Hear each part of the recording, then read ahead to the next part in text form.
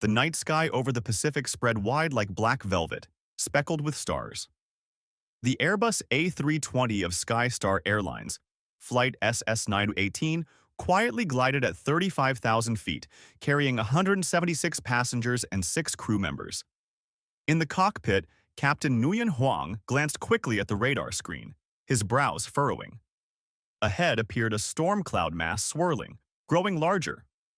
"Kong, try contacting Tokyo again," Huang signaled to First Officer Lei Kong. Kong pressed the button, his voice steady through the microphone. "Tokyo Control, Skystar 918, position check." The headset replied only with static, then silence. He tried again. This time, the signal came, but broken and missing half the words. Huang looked over, his heart sinking. 2 weeks earlier, during a quick maintenance check, a technician had scribbled a small note at the back page. Antenna number 1 shows worn mounting, coaxial cable slightly loose, contact base beginning to oxidize. Recommend deeper inspection. But the flight schedule was crammed.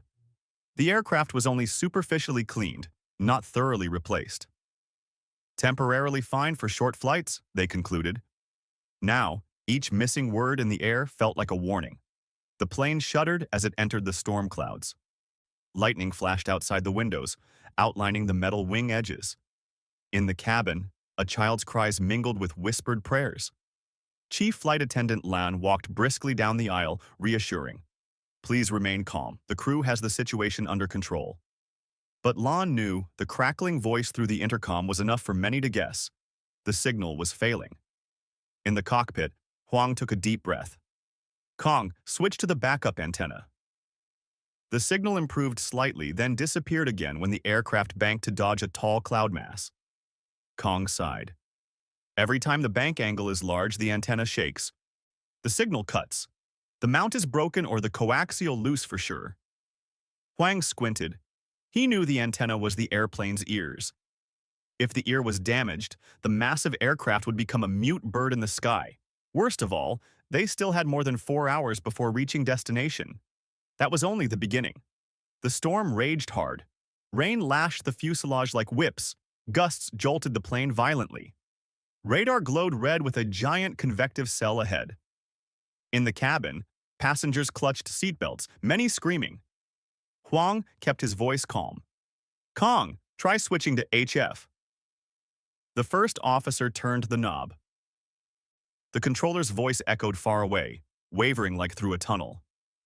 Half a sentence clear, half lost. Frustrated, he tapped the panel. "Not good. The antenna contact has oxidized for sure. Resistance increased, reflections high, transmission power reduced."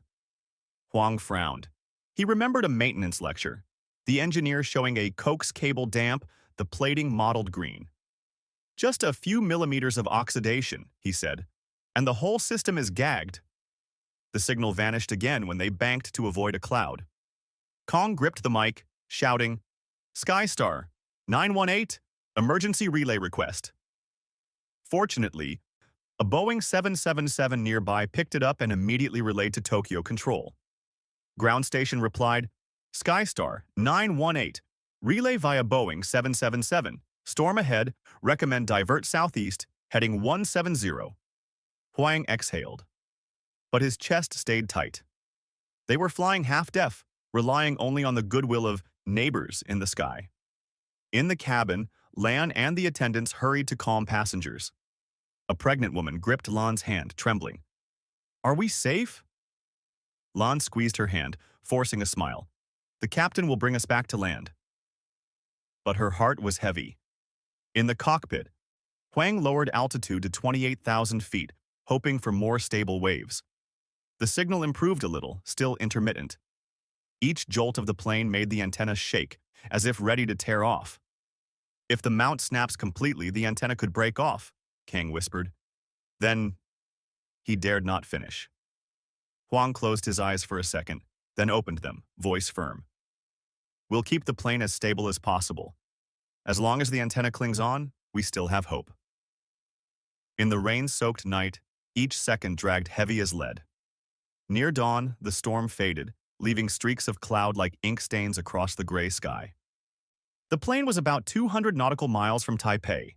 Fuel was sufficient, but communications only through relays from other planes. Huang, Kong called. A 787 reported it will accompany us until we enter Taipei FIR. They'll relay all messages. Huang nodded. Warmth returned to his chest. In the cold sky, professional camaraderie was the lifeline. The A320 gradually descended. Each instruction from control was echoed by the 787. Skystar 9. 18, descend to 10,000. Cleared ILS approach runway 20. Huang adjusted, his hands steady. When the aircraft touched down on Taipei's runway, the screech of tires stretched, then eased. The cabin erupted in applause. Many passengers wept, hugging one another. Lan collapsed into a seat, tears streaming, the first time she allowed herself to be weak. In the cockpit, Huang removed his headset, leaned back, closed his eyes. He knew they had just escaped a latent disaster. Aftermath. The next day, technicians inspected. Antenna number 1's mount nearly broken. Coaxial cable loose. Contact base covered in green oxidation. Just a few more tens of minutes the antenna could have torn away, communications silenced completely.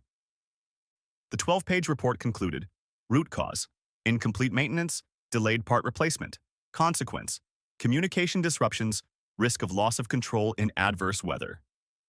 Captain Huang wrote in the logbook, no detail is small. A broken mount, an oxidized joint, a loose cable. Each can be the line between life and death. The sky demands absolute meticulousness. The southern sky of the land of wind chimes was dark like velvet covered in dust. The Boeing 787-9 of Pacific Sky, Flight PX-411, had just departed Narita, its nose pointed toward Sydney. In the cockpit, Captain Huang Lam looked through the windshield, speckled with the season's first raindrops. On the system screen, a small line of text like a scratch. Gen 2 load fluctuation. He touched the yoke lightly, took a deep breath, listening to the engines breathe steadily outside. Dewey, check the load on the 2 generators again, he said, voice calm. First Officer Tran Dewey leaned forward, eyes gliding over the load columns. Generator 1 steady at 275A, Generator 2 jumping from 210 up to 260, then dropping to 180, like a runner's heartbeat, then suddenly stopping. Abnormal oscillation, Lum. When the comm system pulls high power, the load spikes and it collapses. Dewey frowned. In the cabin, passengers had just finished a light meal, the lights shifting warm. Chief Attendant Mai walked the aisle, reminding everyone to fasten seatbelts for the light turbulence ahead. The Iron Bird glided smoothly, yet a fragile thread hovered in Lam's mind. Voltage sag under load was no simple matter. In an electronics-heavy plane like the 787, every chip was a vein, every bus an artery. If the blood pressure dropped, the body would tremble. The weather radar showed convective patches like animal fur. Lam turned 10 degrees to avoid them. Just as Dewey sent a large ACARS packet, a small alert lit up. Bus voltage low, intermittent. The comm screen flickered, the audio light at the panel's edge dimmed.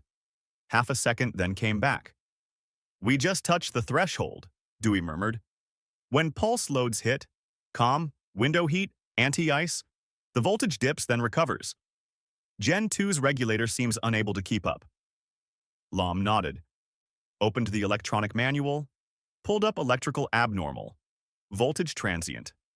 The procedure recommended, shed non-essential loads and monitor APU temperature, ready to start it to share the load.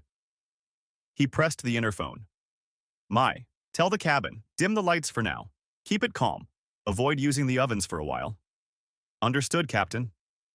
VHF signals were still good, but with slight static when Dewey transmitted at high power. Liam switched to HF. The controller came through, but the last syllables were clipped, an unpleasant sound like someone choking the line. He knew it was the result of voltage sag at the moment of audio packet compression. We still have 7 hours of flight, Lum said. We can't let the source keep gasping. Dewey opened the generator parameters. Gen 2 winding temperature was creeping up. From Engine 2's side, cloud ridges drifted by like foam. Activating wing anti-ice pushed the load up to 290 A, then it plunged. A short alert. ELEC bus isolation. The system instantly split the bus to protect itself. Some non-critical displays blinked, then all returned. Dewey's heart had just flickered the same way. Start the APU, Lum decided. But slowly. Let the temperature stabilize before shifting load. The APU's low whine rose in the tail like a third generator waking in the night. Gauges trembled. The needle left the pale green arc. Dewey moved part of Gen 2's load to the APU. The voltage dips on radio transmit lessened. The furrows on Lum's forehead eased slightly. Not over yet, Dewey said. I still hear static in the background when we talk long. Maybe ripple from the generator bleeding into the bus through a dirty rectifier. Lum looked out. Distant lightning flickered like old Morse code. We are sending signals into a sea of waves, he thought. And our electrical heart is stumbling.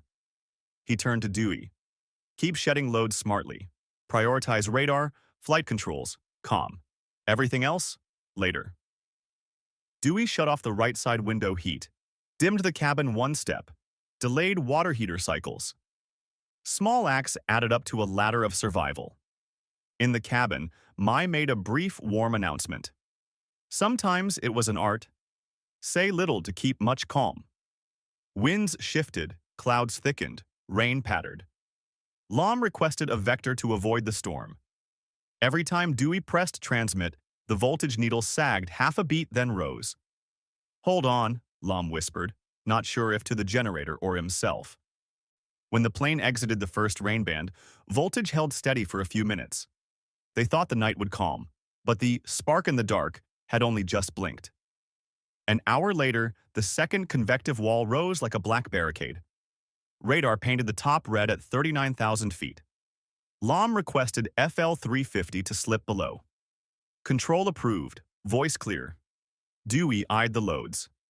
APU carrying most, Gen 1 stable, Gen 2 still jumping like a video game sprite. He tightened his headset band. Lum, hear the hum, especially when thrust increases. Yes, likely generator ripple synced to RPM. If winding or rectifier is faulty, ripple rises. Turn on comm, audio filter. Dewey flipped it. The hum softened, but the ends of sentences were still clipped when transmit power rose. Lum ordered a lower transmit power and to break messages into shorter phrases, pausing between. Little tricks of seafarers, speaking in wave rhythm. Below, the cabin shook lightly. A child cried. A man comforted his pregnant wife. Mai stood steady, practiced feet against jolts. She noticed the seat lights dimming then steadying again. Signs the pilots were managing loads. She smiled at an elderly woman. The old need smiles as much as oxygen. Suddenly, the night burst in white sparks.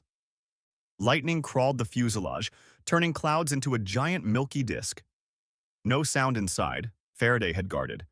But on the bus, a spike shoved all numbers up then down. The comm screen blinked a red dot, faded. Transient spike from nearby lightning, Dewey reported. The suppressors worked, but Gen 2 sagged again. Cut more non-essential load, Lum answered. Keep radar, flight control, VHF 1. He put the IFE to low mode, delayed lavatory water pumps, shut one wing edge heater for 30 seconds since ice hadn't built. Dry decisions, but with the scent of responsibility. APU temp up to 715 degrees Celsius, Dewey warned. Still in green, but near amber if it holds long. We have 5 hours left to Sydney. Plan breathing cycles for the APU. 20 minutes carry, 5 minutes ease. Gen 1 shares in turn. They sketched an alternating rhythm like breathing. Before a radio call, Dewey shifted loads to give voltage a cushion. For deep radar scans, APU took it. For ice, Gen 1. An unspoken dance among 3 partners, 2 generators, 1 APU. Conductors' hands were Lum's, with thunder as background music. By midnight, VHF calls lost final syllables. Dewey switched to SATCOM for a new weather chart. Screen read, signal degraded, perhaps mild solar storm. He returned to VHF, spoke shorter, slower. Better to be heard than speak well. Swap left-right bus loads, Lum suggested. Maybe the left lines are cleaner. Dewey acted. The contactors clicked softly. Oddly, background noise dropped, like replacing old guitar strings. He smiled wearily. A few percent is precious, Lum said. Up here, every percent is life. Suddenly, Gen 2 reported offline. No bang, just technical silence. The system cut it to protect itself. APU bore the full right bus, Gen 1 the left. Dewey swallowed hard. We're officially 1.5 hearts. Yes, Lum calm. But still a heart. Keep rhythm. Don't panic. He called Mai. Cabin may dim 1 step. Short announcement. Routine adjustment. She replied, understood. Instantly, no question. Trust carried on the thinnest wire. Rain eased. On the horizon, a pale gray slit of dawn. Lum checked the clock. 3 hours left. He closed his eyes a moment, opened them. Voice firm like a bolt torqued right. If APU overheats, we'll descend to FL 300, ease engine load, reduce ripple. If static rises, cut anti-ice briefly when wings are clean. Everything must have rhythm. Understood, Dewey said, his hands continuing to play the unseen symphony. The Airbus A350 of Oceanic Air departed Incheon just as twilight swallowed the horizon. The black sea below was like a blurred sheet of glass, while the sky wore a purple haze of high clouds. In the cockpit, Captain Ungok Min, with more than 20 years of experience, sat upright like a drawn bow. To his right, First Officer Huang An, about 33 years old, attentively scanned the stabilizing readouts. Weather, fuel, electrical systems, cabin pressure. Flight OA317 was bound for Los Angeles, a long journey demanding every communication and navigation system to fall in line. Just past the Sea of Japan, and tilted his head. Frowning. On the VHF channel, the controller's voice strangely faded. He adjusted the squelch knob to clean the background noise, but the sour taste of poor audibility lingered. Switching to HF to prepare for the oceanic airway, the situation worsened. The sound stretched unnaturally, the end of each sentence dropping abruptly into silence. Captain Min, hear that? Anne asked softly, handing one side of the headset to the captain. Ngoch Min pressed it to his ear. His experience told him this wasn't just weather interference. Stretch unnaturally, the English phrase from an incident report flashed in his mind. Frequency drift made the voice sound elongated, as the carrier slipped off center frequency, while the receiver filter cut off the tail. He opened the central radio monitoring page. The Freq stability field flickered arcs 120 Hz, then climbed to 180 Hz. The synthesizer is unstable, Min said quietly. Likely thermal drift. During takeoff, heat surged, components expanded and contracted, frequency slid. Anne pulled up the electronic maintenance log. Last week, an engineer had noted, HF number 1, minor frequency deviation after 2 hours of continuous operation. Recommend checking PLL and reference crystal in shop. The packed flight schedule had relegated the item to monitor. One small word, monitor, now weighed like a stone on their chest. Let's try another channel, Anne suggested. 8903 kHz is busy, switch to 13288 kHz. Min nodded. For a few dozen seconds, things seemed better. The FIR controller's voice was clearer, though still mixed with faint static. Then, within a minute, the frequency slipped again, like a thread slipping from a needle. The last syllables of Oceanic Air 317, say again, were bitten off, leaving an empty silence as if someone pulled a plug. Frequency drifts over time, Min stated. We can use manual netting, fine-tune by hand each hertz to hold the signal, but it's exhausting. Prepare SATCOM as backup. An activated SATCOM. The satellite signal was stable, but latency was high, and bandwidth could falter during solar storms. He sent position reports via data link, but still wanted HF alive for direct voice, because out on the ocean, decisions sometimes had to be made instantly in words. In the passenger cabin, Chief Attendant Thu Ha moved through the aisles. She briefly heard faint static through the interphone as attendants spoke. Probably radio busy, she thought, smiling to reassure a worried passenger after light turbulence. Ha knew Captain Min was the reserved type, but if the cockpit was quiet, it meant he was calculating carefully. Min climbed the A350 to FL360, outside air, 52 degrees Celsius, while the avionics bay below the deck stayed warm under load. That gradient tugged at the oscillators in the frequency synthesizer, stretching them with thermal strain. If the PLL phase-locked loop lost grip, oscillators wavered like the sleepless. He asked Anne to open the HF maintenance tuning page, allowing only slight fine adjustments. Boxers, 500 Hz. Follow ATC's voice, Min said. Whenever it distorts, nudge a notch. We'll send short sentences, keywords clear. They tried. When ATC called, Anne nudged 1020 Hz, the warped voice sharpening until it sounded natural again. Min seized the moment to report position and flight level using clipped structures. Oceanic 317, position report 36 north, 160 east, FL 360, Mach decimal 84. ATC's radback still slurred at the tail, but enough to grasp. We'll adjust our language, Min said, voice hoarse. Short phrases, keywords, slow emphasis. If sentence ends get swallowed, put key info in the middle. Anne nodded. It wasn't in textbooks, but long nights over the ocean had taught pilots.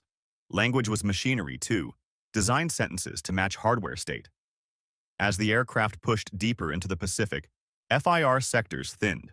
The sky thickened dark. Streaks of stars stretched like silver threads. In the cabin, the wind's whisper against the fuselage never ceased.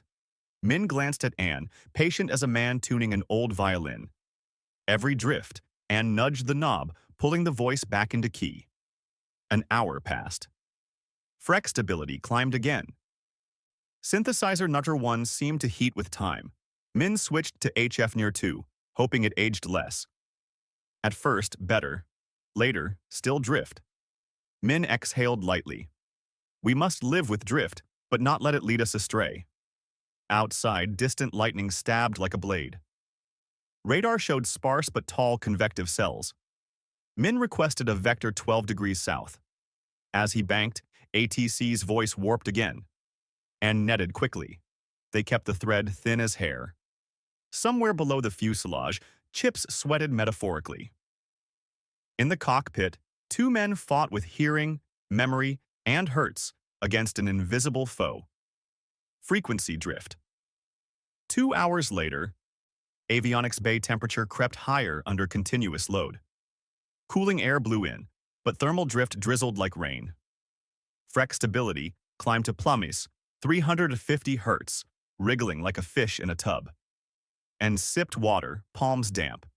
He was holding the voice of the aircraft on his fingertips. Captain, I suggest we swap shifts. Every 15 minutes, one nets, one flies, and calls to save our ears, Anne proposed. Do it, Min agreed. The night is long and human ears aren't calipers. They synchronized rhythm. When Min netted, his fingers were steady as turning a microscope's focus, and spoke short, crisp, always sandwiching vital info mid-sentence. Sometimes ATC asked repeats thrice.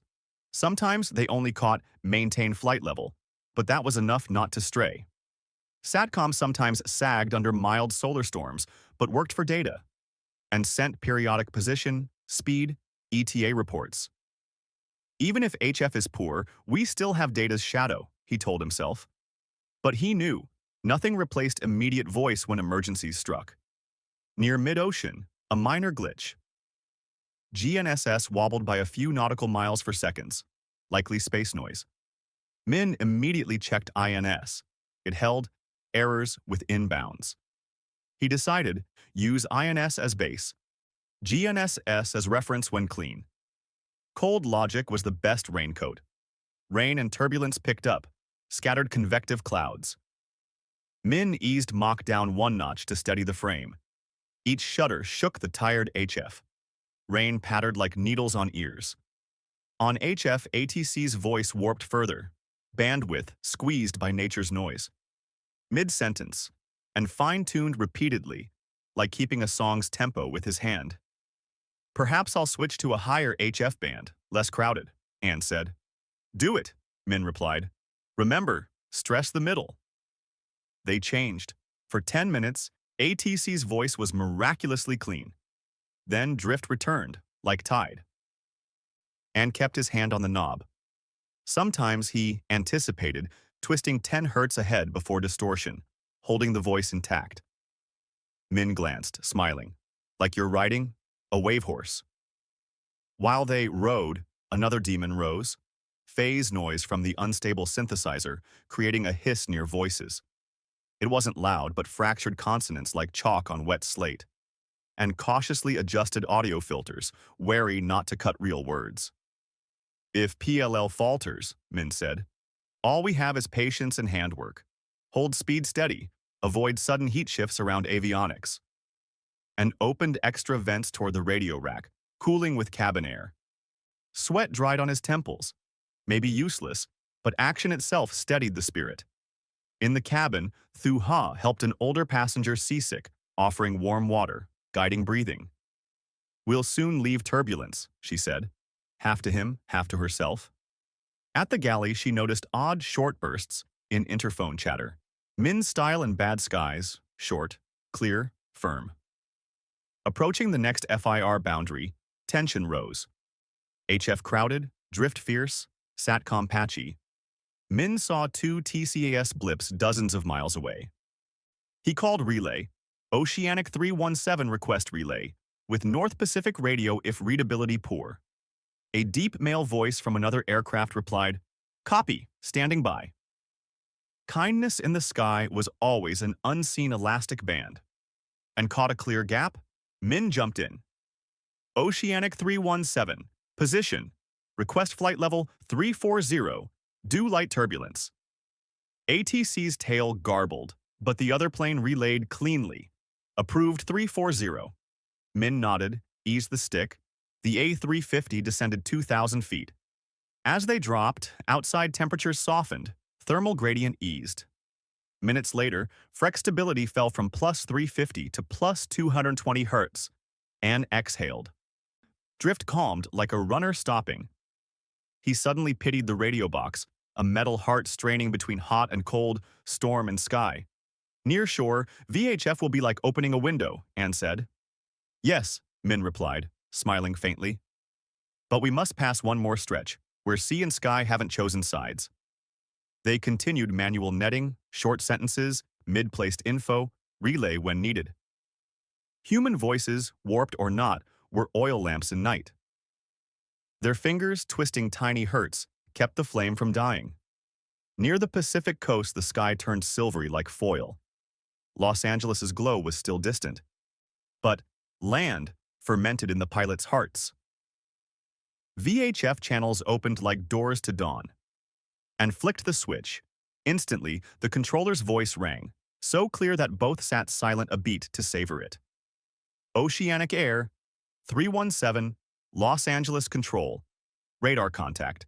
Descend to flight level 240. Cross dock at 12,000. Expect ILS 25 left. Oceanic 317. Descend FL 240. Cross dock or 12,000. Expect ILS 25L. Min read back, relief audible. From that moment, HF was just a memory of a long night. But Min did not forget. However distorted, those drifting hertz had carried their lifeline. He signaled Anne to log. HF, YX12 frequency drift under thermal stress. Synthesizer stability out of tolerance. Phase noise increased, manual netting required. SATCOM intermittent. Recommend shop check, PLL loop filter, reference OCXO, VCO, power rails decoupling. Approach began.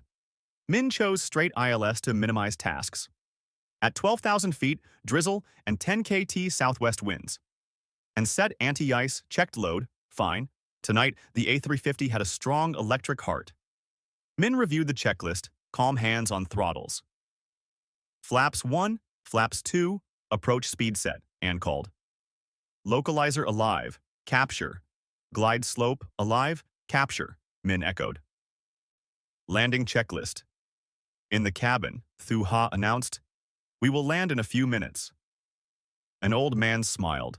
A boy gripped his belt, a young woman whispered. None knew the plane's voice had stammered in the night, only that now it was bright as sunlight. 1,000 stabilized, Anne. 500, GPWS voice. 100, 50, 30, 20, 10. The wheels kissed runway softly. Spoilers rose, reversers roared, spray flew. The jet slowed, turned off, taxied to gate, and removed his headset slumping, eyes moist like after a hard exam. Min exhaled deeply, body slack then straight like a bow after loosing its last arrow. That afternoon, Oceanic Air's tech shop pulled the HF radio. Engineer Hai placed it on the bench, opened the cover. Inside, synthesizer with VCO, PLL loop filter, OCXO, the heart of timing. The spectrum analyzer showed phase noise shoulders high. Heated in a test chamber, the bass frequency slid hundreds of hertz. Cooled suddenly, it lurched like a misstep. Loop filter aged, Hai said, pointing at faded capacitors. OCXO out of spec, needs recalibration. Power rail decoupling weak, ripple leaking into VCO. Conclusion, synthesizer unstable with temperature. He wrote recommendations. Replace loop filter caps, check VCO and thermal compensation, recalibrate OCXO, add decoupling, inspect rack grounding. Operational advice. When drift occurs, keep sentences short with info mid-placed. Use manual netting. If SATCOM degrades, combine relay. Consider altitude changes to reduce gradient. Keep avionics load steady to avoid thermal kicks into PLL. Captain Min stopped by. Engineers lifted coffee cups, smiles bright as welds. Min read the report, nodded. You fixed the heart, we chose the words. Hai grinned. Between the two is the sky. Anne stood beside, watching the now flat frequency plot after repairs, a sharp peak like a hairline. He recalled turning each tiny hertz that night. What he held wasn't just voice. It was the trust of 300 souls behind and the pride of those who steer invisible airways with language, frequency, and skill. Days later, OA-37 flew the same route. Mid-ocean, Min tried HF. ATC's voice was stable, no stretch, no clipped tails. He and An glanced, wordless smiles, the smile of replacing a violin string. In the cabin, Thu Ha passed seat 23A, where the boy whispered, "Miss, does the plane speak clearer today?" She smiled. "Clear as daylight." He pressed his ear to the seat, as if to sniff the frequency. That night, the sea was still black, stars still scattered. The jet still raced among radio waves, noise and silence, worry and calm. But its synthesizer now stayed faithful to centerline. And if someday drift returned, since nothing stands still, there would again be fingers fine-tuning, clipped sentences with middled words, colleagues ready to relay voices in the night. In the flight log, Min wrote, "The sky demands not just strength but delicacy. A few hertz can separate paths in a sea of waves.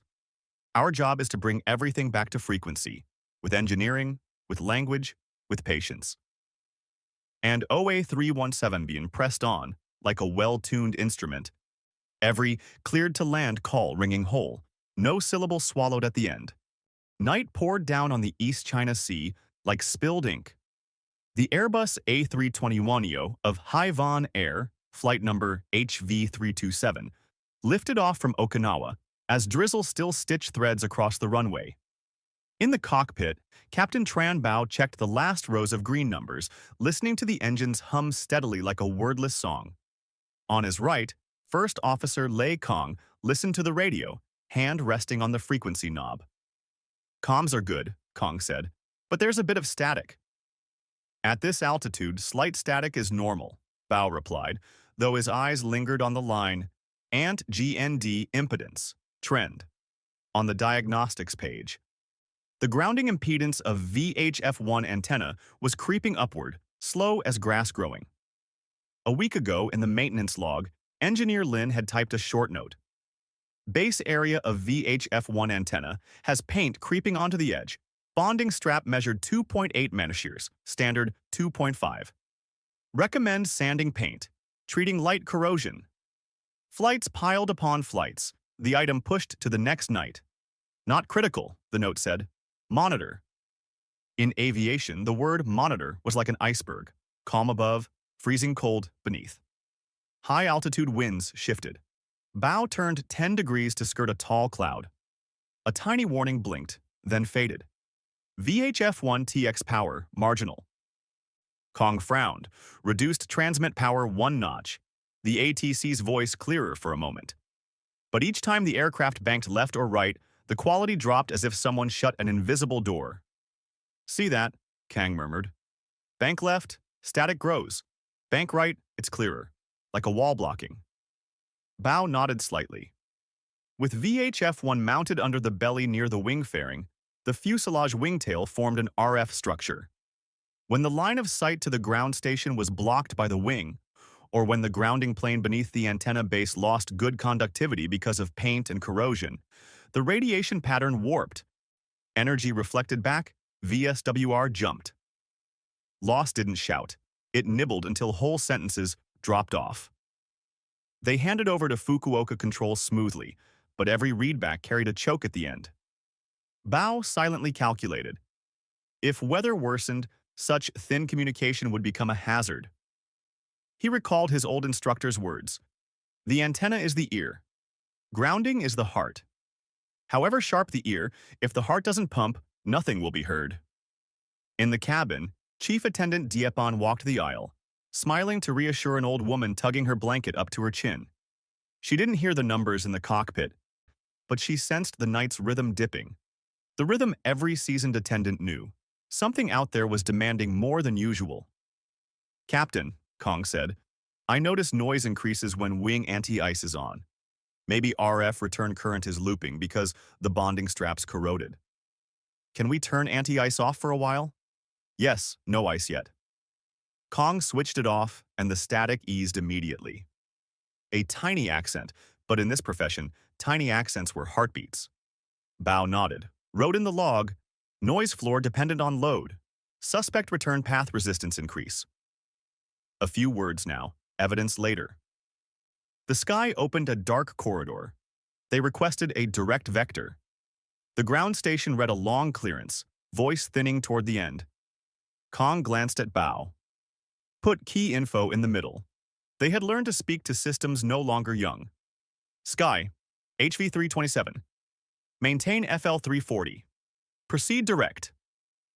The voice faded like footprints on wet sand. Bow wasn't worried yet, but uneasy. Those millions of rust were pulling the invisible thread that tied the aircraft to the world. And the night was never an easy guest. 30 minutes later, rain thickened. Wind lashed the nose, fogging the windshield as if someone breathed cold air across it. Radar painted red a swelling thundercloud like sea foam. Bow requested a diversion. ATC approved. As they banked right 15 degrees, VHF-1 dropped to poor. Kong switched to VHF-2 on the nose. Reception improved, but background noise still rasped like sandpaper over words. We're flying holding the wave, Bow said. Keep bank shallow when we need to hear, so the wing doesn't block the ear. Enable medium audio filter, Kong suggested, and reduce transmit power another notch so VSWR doesn't hit the final amplifier too hard. Bow nodded. They spoke in short phrases, slow emphasis, with key info in the middle. HV327, position. Flight level, ETA. ATC repeated. The last word still cut off sometimes, but the meaning carried.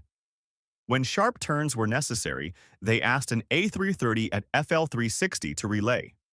The string between colleagues stretched across static skies like a violin string across a valley. In the cabin, a father tried to calm his boy crying from ear pain.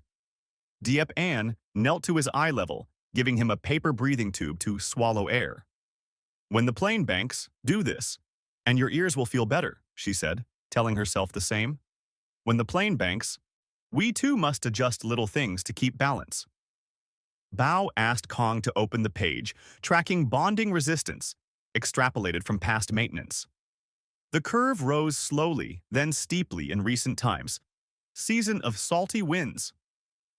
Corrosion was a patient farmer, planting each day, harvesting in one stormy night. A faint tick in the headset. COM1 autocut transmission as VSWR exceeded limit, protecting the final stage. Bao didn't curse. He just switched to COM2, leaving COM1 in receive. The iron rule. Save the equipment first, for without it, there's nothing to say. OCC message, Kong read from ACARS. Manila and Da Nang weather good. If comms fall below minimum, divert priority to Manila. At the bottom, after landing, sand paint, treat corrosion, replace strap, measure 2.0 mo. Bao chuckled wearily. See, tonight we're paying interest for a few drops of extra paint. Wind wrestled the wings. Bao kept his hands light, avoiding needless jolts. Every shake loosened old joints further. Skirting a wide cloud mass, he banked only 12 degrees, adding rudder trim so the fuselage followed the curve while the ear wasn't blocked by the wing. Every move like carrying a tray of water. Captain, Kang said, shall we descend to 30,000? Warmer air, different humidity, maybe the return path less quirky. Requesting descent, Bao called. HV-327 request FL-300 for communications. Approved. At FL-300, anti-ice wasn't needed constantly. Noise floor dropped half a notch. Each half-notch quieter meant one more complete sentence. VHF-1 was still thin, but VHF-2, enough. Bao exhaled lightly. A lightning flash swept across. Faraday's shield embraced the aircraft in its invisible cage. The electrical bus flickered, radios blinked, then steadied. Kang pressed his hand to his thigh, resisting instinct to touch knobs. No needless moves. Let the system work when it works. Approaching Ho Chi Minh Control, Bao said. Keep the good attitude we had. No quick fuselage shifts. We need a wide runway for the phrase, cleared direct bunta. At the crucial moment, the sky opened. The signal rang clear as glass. Fuselage wing geometry, ground station, sea reflection, all in phase. Bao seized it. HV-327, request direct bunta, maintain FL-300. The reply was as clear as a bedtime wish. He didn't smile, only eased a few millinewtons on the stick. Don't jostle fortune. But fortune was only seasoning on a meal cooked with technique.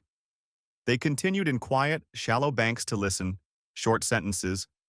Nose antenna for forward stations, belly antenna for behind, relay when turning sharp. All to preserve one simple thing. Hear, speak, understand. Dawn streaked silver in the east. They prepared to approach. Bao chose a straight ILS to avoid circling, which would force steep banks low when ears needed openness. Ho Chi Minh. Approach gave long vectors. Bao and Kong replied in clipped notes. Roger, copy, established.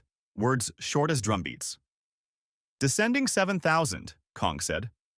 Anti-ice off. Save power for ILS, radio, controls. Flaps 1, 2. Gear down, Bao read rhythmically. At 2,000 feet. Static returned. Drizzle and wet surfaces made the RF field lively like a school of fish. But ILS was locked, localizer hugging, glide slope tight as thread. Tower cleared to land. The word landing rang so clear Bao almost laughed at fearing it would be lost. The wheels touched, spoilers lifted, reversers roared. The A321neo shuddered like a great fish entering calm shallows. Scattered applause, not loud, but smiles bloomed together. Deep On leaned against the wall, closed her eyes 1 second, letting out a sigh so subtle only crew would notice. In the hangar that afternoon, Engineer Lin placed the antenna cap on the table like a human heart. VHF-1 base showed paint creeping over its edge, beneath it chalky white corrosion, aluminum gnawed by sea salt. He removed the old bonding strap, tarnished braid, reading 3.1 MEWRs on a 4-wire meter. Company standard demanded 2.5 murs, recommended 2.0 mur for VHF band. Here, Lin said, pointing to microscope photos. Paint-covered metal contact, creating thousands of tiny dielectric islands. RF return current had to jump narrow bridges. Humid days raised surface resistance, so the heart couldn't pump for the ear. The team began masking, sanding paint to bare metal, chemical deoxidizing, new tin-plated strap, conductive compound at base edge, bolts torqued, measured again with 4-wire to avoid lead error. The meter read 1.8 mur. Lin didn't cheer. He just nodded, like a carpenter tapping smooth wood. Do VHF2 as well, Bao suggested. It carried load last night. Already doing, Lin replied. And here, RF shadow map for A321neo, which banks block which directions. I want to give pilots a pocket card. They pulled the network analyzer, measured antenna S11 after treatment. Curve tightened. VSWR dip right on band, side lobes gone. Lin smiled. Now that's an antenna. Bao told Lin about keeping banks shallow to hear, shortening sentences, using relay. Lin wrote in operational recommendations. 1. Avoid banking toward station during critical comms. 2. Prefer nose antenna for forward stations, belly antenna for rear. 3. Plan listening gaps in procedures. 4. Use relay when sharp turns unavoidable. 5. Simplify language when channel poor.